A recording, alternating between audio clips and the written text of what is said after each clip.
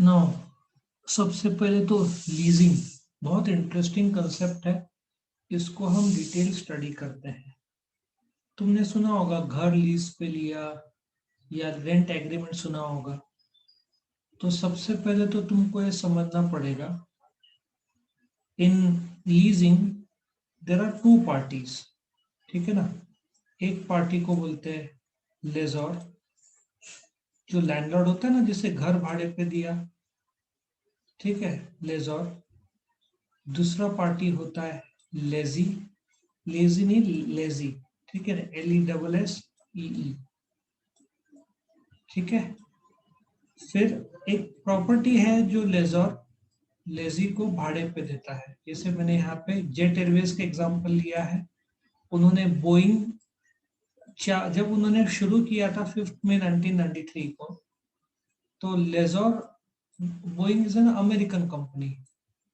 Boeing जो American company है, अभी भी चल रहा है। बोइंग 747 काफी फेमस एयरक्राफ्ट है उनका। सो लेजी जो है, जेट एयरवेज समझो। सो जेट एयरवेज ने, अभी तो खैर बंद है उनके ऑपरेशन, लेकिन जब शुरुआत किया था और काफी सक्सेसफुल था वो, तो पैसे का गड़बड़ी हुआ, नहीं तो अच्छा चल रहा था वो। सो बोइंग ने, जो कि लेजर है, उसने 4 प्लेन्स लीज एग्रीमेंट पे दिए थे जेट एयरवेज को। अब रेंट एग्रीमेंट और लीज में एक फर्क ऐसा है, रेंट नॉर्मली छोटा रहता है। जैसे घर का एग्रीमेंट जो होता है ना, घर भाड़े पे लिया, वो नॉर्मली 11 महीने का रहता है। लेकिन लीज बड़ा रहता है। इट कैन बी 1 साल के ऊपर, 3, 5, 10, ऐसे लंबे समय के लिए तुम लीज एग्रीमेंट करते हो। सो लीज क्या है? जो फिनेंस इक्विपमेंट जो है, जैसे खास करके मशीनरी ले लो या भाड़े पे कार ले लो। अभी कल का ही न्यूज, इंडिया नेवी के लिए कुछ 8 से 10 F-16 अमेरिका से लीज पे ले रही है। अब क्या होता था, चाइना का थ्रेट था और सबमरीन करीबन 50,000 करोड़ का रशिया उस समय बेच रहा था। अभी तो इंडिया खुद बनाता है। 50,000 करोड़ में तो अभी 6 6 सबमरीन, सबमरीन मतलब जो पनडुब्बी ना, पानी के नीचे जो रहती है। सो इंडिया को जब लग रहा था चाइना का थ्रेट है, तो हमने रशिया से, मुझे लगता है 7 या 8 हजार करोड़ में कुछ तो लिया था पनडुब्बी, करीबन 7 8 साल के लिए, वो लीज पे लिया था। तो ऐसे तुम लीज पे ले सकते हो। अब लीज के जो प्रकार है वो बाद में देखेंगे। सो आई होप समझ में आया। दो पार्टीज रहता है, लेजर और लेजी। दोनों पार्टी के बीच एक एग्रीमेंट होगा। उस एग्रीमेंट को हम लीज एग्रीमेंट बोलते हैं। लीज एग्रीमेंट के तहत lazy will pay lease rent.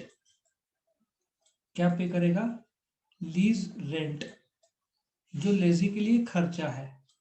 ठीक है ना। सो मैं माउस से लिख रहा हूँ इसलिए, जो so profit and loss account में ये जो लीज रेंट है, ये खर्चे में डेबिट साइड दिखा सकता है ये, बिकॉज खर्चा है लेजर के लिए।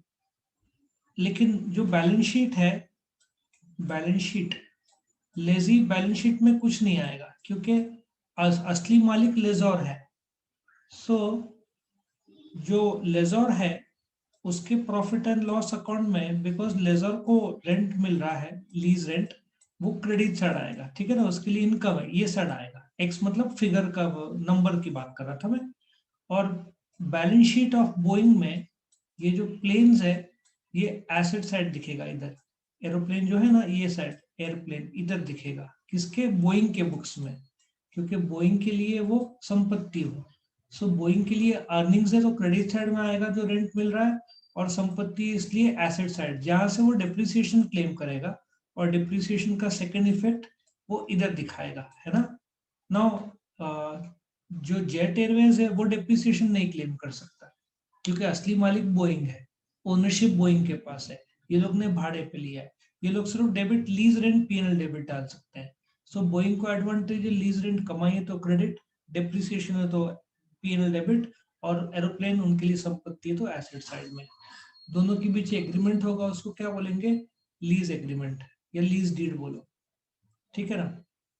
सो आई होप ये कंसेप्ट समझ में आया। कि लीजिंग जैसे इक्विपमेंट लेने के लिए काफी तरह पर यूज होता है।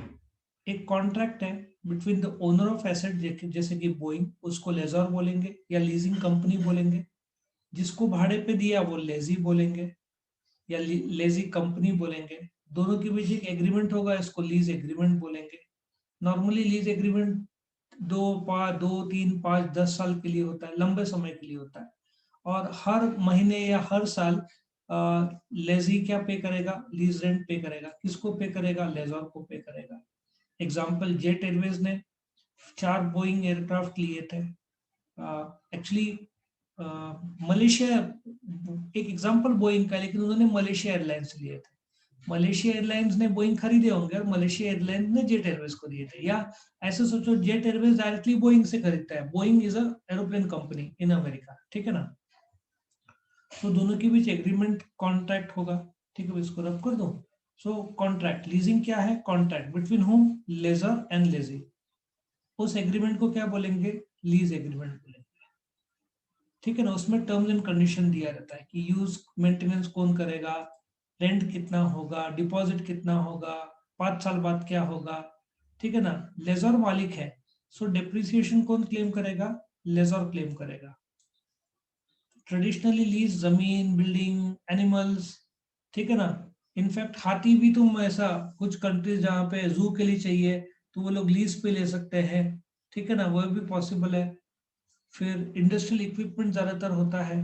जैसे तुम कंप्यूटर ले सकते हो, मेरा एक स्टूडेंट है वो कंप्यूटर भाड़े पे देता है। तुम प्रोजेक्टर ले सकते हो लीज पे। तुम लैपटॉप ले सकते हो, आई थिंक 1000 रुपये कुछ तो महीने के चार्जेस रहते हैं इसके। सो ट्रेडिशनल इक्विपमेंट जैसे बोलते हैं ना, रिसेंट फिनोमिनन है इंडिया में, एकदम बोलते हैं ना, ज्यादा फेमस नहीं हुआ। अमेरिका में काफी वहां पे चलता है सब, लेकिन इंडिया में अभी अभी इसका डेवलपमेंट हो रहा है। कॉन्ट्रैक्ट में राइट टू यूज, लेकिन मालिकाना हक नहीं। मालिक कौन है, लेजर है। सिर्फ लेजी को, जैसे तुमको भाड़े पे घर दिया है तो तुम भाड़े के घर में यूज कर सकते हो, पर तुम मालिक नहीं हो घर के। तुम लीज टर्म रिन्यू हो सकते हैं। नॉर्मली जब लीजिंग होता है तो एनुअल 10% से ग्रो होता है, वो तुम्हारे और लेजी के बीच में 5% ग्रो करना है, 10%। जैसे भाड़ा इस साल 10,000 है तो अगले साल 10 का 11,000 होगा, ऐसे हर साल 10% बढ़ा सकते हैं, करेक्ट। वो तुम्हारे आपस का कॉन्ट्रैक्ट के बीच में। The returns under lease agreement are lease rental payments. Lessee के लिए वो खर्चा है, लेजर के लिए वो आमदनी है। हर साल वो, जैसे मैंने बताया, 5 to 10% बढ़ते रहेगा। अभी एक्सपायरी 5 साल बाद जब लीज खत्म हो जाता है तो लेजर बोल सकता है लेजी को कि 5 साल एरोप्लेन तेरे पास था, अभी डेप्रिसिएशन जो वैल्यू हो गया है, तुझे खरीदना है तो इस कीमत में मैं तेरे को दे देता हूँ। तो ऐसा भी पॉसिबिलिटी रख सकते हैं। फिर लीज के अलग अलग प्रकार हैं, वो भी अगले वीडियो में देखेंगे। एक फिनेंशियल लीज, एक ऑपरेटिंग लीज। ओके, तो यहाँ पे लीज के फीचर्स खत्म हुए, अभी हम टाइप्स ऑफ लीज देखेंगे।